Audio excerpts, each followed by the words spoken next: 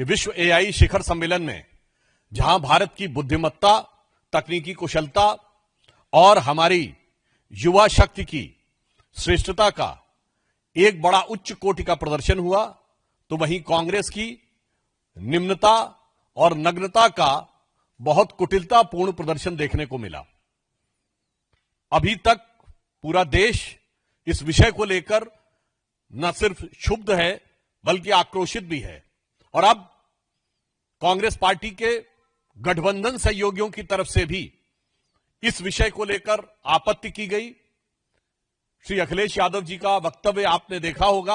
अब कांग्रेस पार्टी के अंदर से भी यह स्वर उठना शुरू हुआ है कि इस ढंग के अंतर्राष्ट्रीय आयोजनों में एक गरिमापूर्ण आचरण की अपेक्षा होती है, उसमें इस ढंग का हल्का, छिछोरा और नग्नता का आचरण करना निहायत निंदनीय है।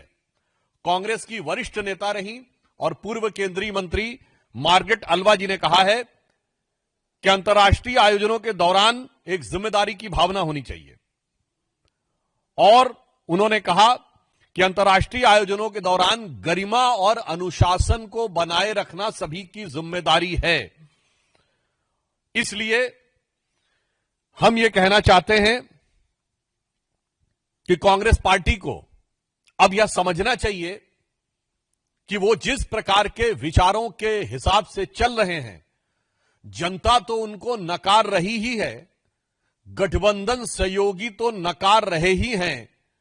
अब उनके पार्टी के अंदर के वरिष्ठ और पुराने नेता भी अब उन्हें नकार रहे हैं और जनता पूरी तरीके से धिक्कार रही है।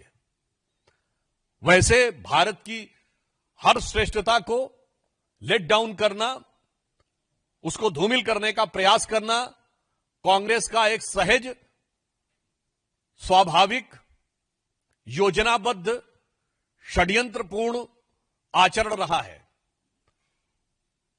और यह इसलिए भी महत्वपूर्ण है कि आज जब दुनिया में जो फ्यूचरिस्टिक टेक्नोलॉजीज जिनको कहते हैं, जो इमर्ज कर रही हैं, यानी भविष्य की भावी नई तकनीक जो क्षितिज पर उभरती हुई दिखाई पड़ रही है, उनमें से एक एआई में भारत आज अग्रणी भूमिका में दिखाई पड़ रहा है, जो मुझे लगता है भारत की क्षमता बहुत पहले से थी। परंतु यह समस्या कांग्रेस के अंदर आज की नहीं है, यह खानदानी समस्या है। मैं कोट करना चाहता हूं कि यह समस्या कांग्रेस के नेताओं से ज्यादा कांग्रेस के परिवार की समस्या है। आप सभी ने सुना होगा कि एक जमाने में भारत को स्नेक चार्मर्स का देश कहा जाता था। मैं इस विषय पे आपको उद्धृत करना चाहता हूं कि नेहरू जी की आर्काइव में, फिर वो कहेंगे हर चीज में नेहरू जी कहे आ जाते हैं। अब क्या बताएं, कांग्रेस और नेहरू जी का रिश्ता ही ऐसा है कि अजी हमसे बचकर कहां जाइएगा, जहां जाइएगा हमें पाइएगा। तो मैं कोट करना चाहता हूं नेहरू आर्काइव्स में 28 सितंबर 1955 को जवाहरलाल नेहरू जी की एक प्रेस कॉन्फ्रेंस है, जिसमें उनसे सवाल पूछा जाता है, it seems to depict India as a land of snake charmers. क्या यह उचित है कि भारत को सपेरों का देश कहा जाता है? And look at the reply of Jawaharlal Nehru ji, no no, I do not think there is anything wrong in snake charming. You do not realize, it may say so with all respect, that the satisfaction of the intelligent taste of the tourist. यानी भारत को सपेरों का देश कहने में कोई बुराई नहीं है, क्योंकि हमारे प्रबुद्ध पर्यटक की संतुष्टि इससे होती है, तो इससे बढ़िया क्या है। इसका मतलब आप भारत की उस पहचान को बनाए रखना चाहते थे। इसीलिए आज जब प्रधानमंत्री श्री नरेंद्र मोदी जी के नेतृत्व में भारत एआई की नई उड़ान की ओर बढ़ रहा है, तो आपसे बर्दाश्त नहीं हो रहा है और आप कपड़े फाड़कर, कपड़े उतार कर खड़े हैं। और मैं फिर याद दिलाना चाहता हूं, ये 28 सितंबर 1955 का है और ये 1955 का ही वर्ष है। और जो लोग बहुत कहते हैं ना, चाचा जी ने हमको ये समझाया, चाचा जी ने हमें नया साइंस एंड टेक्नोलॉजी दी, तो 1955 में बहुत सी युवा पीढ़ी को नहीं पता होगा। मैं बताना चाहता हूं, भारत के एक प्रख्यात साइंटिस्ट अमल कुमार राय चौधरी ने 1955 में ब्लैक होल्स के पास सिंगुलरिटी यानी क्वांटम फिजिक्स में कोलैप्स होने की थ्योरी दी। जिसे बाद में रोजर पेनरोज को जो नोबेल प्राइज मिला है, और स्टीफन हॉकिंस और रोजर पेनरोज ने जो अपनी बुक लिखी है उसमें उन्होंने उस डायग्राम को भी यूज किया है और उन्होंने उस क्रेडिट को यूज किया है। The same thing with a Bengali scientist Amal Kumar Rai Chaudhary has propagated and promulgated in 1955। यानी जब भारत का ही एक वैज्ञानिक जो उस समय विज्ञान की एक ऐसी खोज दे रहा था जो बाद में 1995 में प्रैक्टिकली प्रूव हुई और उस पे रोजर पेनरोज को नोबेल प्राइज मिला और स्टीफन हॉकिंस और रोजर पेनरोज दोनों ने उसको कोट किया है। उस समय चाचा जी कह रहे थे कि सपेरों का देश कहने में कोई बुराई नहीं है क्योंकि प्रबुद्ध पर्यटक इससे संतुष्ट महसूस करते हैं। तो मुझे लगता है कि इस खानदानी बीमारी का भली भांति इलाज देश की जनता करेगी। और यद्यपि समस्या क्या है कि जो उनको वैद्य बताना चाहते हैं, जो उनके डॉक्टर बताना चाहते हैं, चाहे वो उनके साथी हो संगठन के अथवा उनके पार्टी के अंदर के साथी हो, उनको वो सुनना नहीं चाहते। तो मैं कांग्रेस पार्टी और कांग्रेस के प्रथम परिवार और श्री राहुल गांधी जी को बिना मांगे एक एडवाइस देना चाहता हूं जो रामचरितमानस में सुंदरकांड में लिखा है उन्होंने कि सचिव वैद गुरु तीन जो प्रिय बोले भय आस, राज धर्म तन तीन का होए बेग ही नाश। तो आपकी पार्टी में यही समस्या है, यानी आपका डॉक्टर अगर गलत बोलने लगे, गुरु गलत बोलने लगे और सचिव गलत बोलने लगे डर के मारे कि हाँ साहब जो कह रहे हैं वही सही है, तो आप 4 पीढ़ी से जो कह रहे हैं वही सुनना है, तो उतनी ही वेग के साथ जनता में आपके प्रभाव और समर्थन का नाश हो रहा है। But after this naked truth of the notorious activities of Congress engineered by the nefarious design, another crooked truth has also come up, which was motivated by the conspicuous design of Congress party as Congress Chief Minister of Telangana, Shri Revanth Reddy, who was just few months back was saying he was having no money for capital investment. Even in a media interview, he was saying he doesn't have money to spend 500 crores for capital investment at a regular interval of 1 month. And the same Revanth Reddy ji is saying, if required, the government is ready to spend 1,000 crore for Gandhi families and the party. अब मैं पूछना चाहता हूं कांग्रेस से, जब हम विपक्ष में थे, कांग्रेस आज सिर्फ विपक्ष में नहीं है, कई राज्यों में सत्ता में है। 3 राज्यों में आप पूर्ण बहुमत के साथ सत्ता में हैं, हिमाचल, तेलंगाना और कर्नाटक। जहां हम सत्ता में थे हमने गुजरात मॉडल दिया था, that Gujarat model which is been praised not only at the national level but at the international level. उस समय वर्ल्ड बैंक के चीफ ने 2014 में कहा था कि अब मुझे लगता है कि जो गुजरात मॉडल चीफ मिनिस्टर के रूप में मोदी जी ने दिया था वो अब नेशनल लेवल पे आएगा और दिखाई भी पड़ता है। मैं कांग्रेस से पूछना चाहता हूं आपका मॉडल क्या है? क्या मॉडल आपने देश के सामने रखा है कर्नाटक का? क्या मॉडल आपने रखा है हिमाचल का? दिखाइए, परफॉर्म करिए। तेलंगाना का मॉडल यह है कि कांग्रेस का मतलब मुसलमान, मुसलमान का मतलब कांग्रेस, ये आपका चीफ मिनिस्टर कहता है, और सारे सरकार के पैसे का मतलब गांधी खानदान। मतलब कांग्रेस का पार्टी का मतलब मुसलमान और सरकारी राजस्व का मतलब नेहरू खानदान। This is the model of governance which the Congress party has put fourth in front of the people. मुझे ऐसा लगता है कि इसके बाद कांग्रेस का एक और स्वरूप नंगा हो गया है। नकाब चेहरे से पहले हट चुका था, कपड़ा बदन से हट चुका था एआई समिट में। अब जो बचा खुचा रहा था वो तेलंगाना के मुख्यमंत्री रेवंत रेड्डी जी के इस बयान से हट गया है, और यह दर्शाता है कि तेलंगाना की जनता के साथ कितना बड़ा अन्याय है।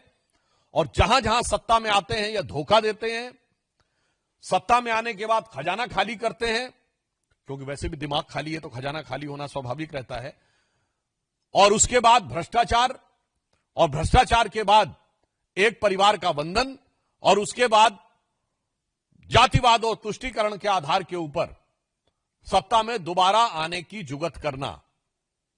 मुझे लगता है कि ये दो तथ्य, एआई समिट में कांग्रेस के नेताओं के द्वारा यह बोलना और रेवंत रेड्डी जी के द्वारा कहना कि वो 1000 करोड़ रुपए देना चाहते हैं, और ये आइसोलेटेड इवेंट नहीं है। इससे पहले नवजोत कौर सिद्धू जो कांग्रेस की नेता हैं पंजाब की, वो बोल चुकी हैं कि मुख्यमंत्री तो कांग्रेस में वो बनता जो 500 करोड़ रुपए दे सके। ये हम अपना नहीं कोट कर रहे हैं, ये उनके नेता का कोट कर रहे हैं। और मार्गरेट अल्वा जी ने अपनी किताब करेज एंड कमिटमेंट में लिखा था कि कांग्रेस में जब राज्यसभा की सीटें आती थी, और उन्हें 2008 के कर्नाटक के चुनाव का रेफरेंस देते हुए लिखा था, देवर फॉर द सेल।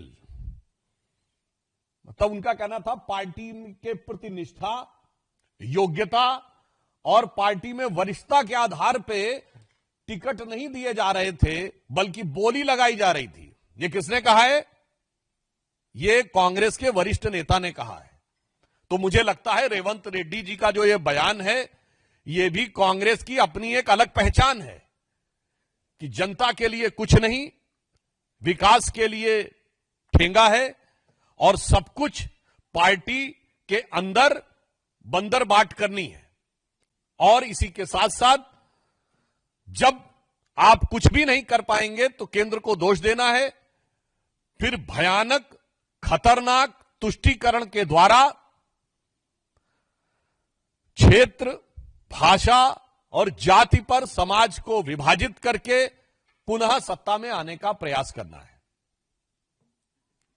इसलिए हम सिर्फ यह कहना चाहते हैं कि आज पूरा देश इन दो बयानों के बाद, दोनों कांग्रेस के नेताओं का बयान है, मार्गरेट अल्वा जी का बयान और रेवंत रेड्डी जी का बयान, इसके बाद जो बची कुछ कसर थी वो भी पूरी हो गई है। और अब किसी भी प्रकार का कोई किंतु परंतु नहीं रह गया है कि कांग्रेस न सिर्फ राष्ट्र विरोधी गतिविधियों में इन्वॉल्व रहती है, अब जाने अनजाने ये वो जाने, बल्कि जिस जिस राज्य में सत्ता में रहती है वहां की जनता का भी भारी अहित करती है। धन्यवाद। हाँ, रविकांत जी।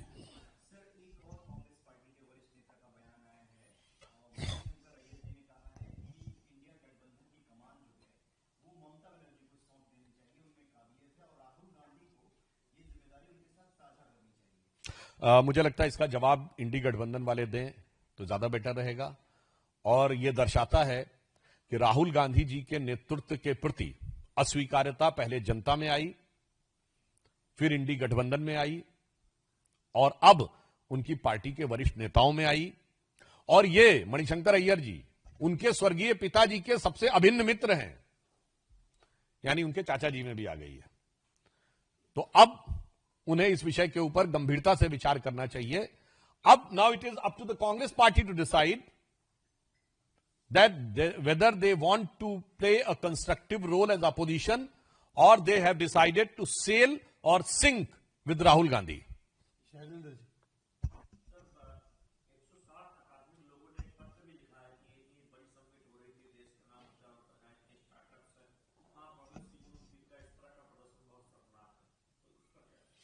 देखिए, मैं आपसे कह रहा हूं, समाज के अंदर पूरे देश में जनता आक्रोशित है, उद्वेलित है।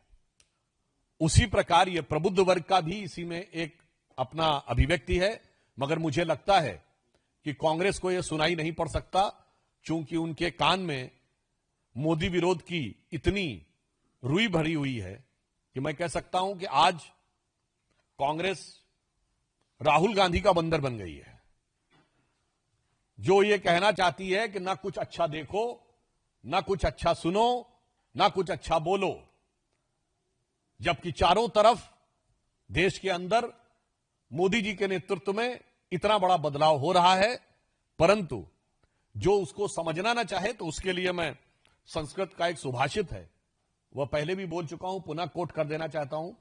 चूंकि ये आर्टिफिशियल इंटेलिजेंस का था तो वो इंटेलिजेंस को लेकर ही सुभाषित है कि यस्य नास्ति स्वयं प्रज्ञा शास्त्रम तस्य करोति किम लोचनाभ्याम विहीनस्य दर्पणम किम करिष्यति। यानी जिसकी स्वयं की बुद्धि या प्रज्ञा ना हो, उसको कितने भी किताब पढ़ा दीजिए, कितने भी शास्त्र पढ़ा दीजिए, उसे कुछ समझ में नहीं आ सकता। जैसे जिसकी आंखें या तो बंद हो या आंखें हो ही नहीं, कितना भी दर्पण दिखा दीजिए, उसे चेहरा नहीं दिख सकता।